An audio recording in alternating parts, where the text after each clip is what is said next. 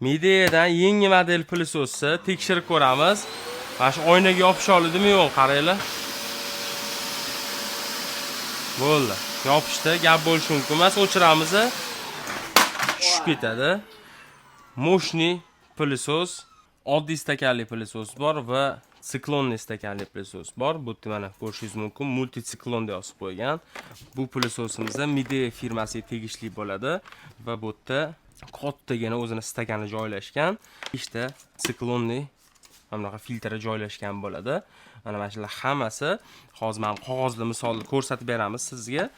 Har safar ishlaganda changga harakat tushab turadi va shuni hisobiga chang bitta joyda to'planib qolmaydi va motoriga chang yig'ilib qolmasligini ta'minlaydi.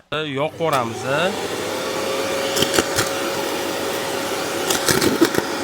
Mana ko'ring.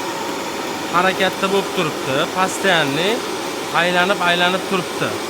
2200 watt, 400 watt aerowatt tortish kuchiga ega bo'ladi. Pылесосning orqa tarafida mana shunaqa HEPA filtrlar joylashgan. Bu o'sha allergiyasi bor odamlar uchun yaxshi. Chang chiqarib yubormaydi. 2 yil garantiyasi bo'ladi. Buni shlankalari toza geliy bo'ladi, chok-pok o'tmagan. Mana baquvvat ko'rishingiz mumkin. Asosiy nasatkazi katta, odatda o'rtasini o'zida bo'ladi. Buni to'liq ishlangan va bunaqa shotkalari ham bor. Trubasi teleskopik, nerjaveyka temirdan. To'liq 2 yil kafolati bilan $99 ga olishingiz mumkin. Pылесос sizga yoqdimi? Kommentariyada fikringizni yozib keting.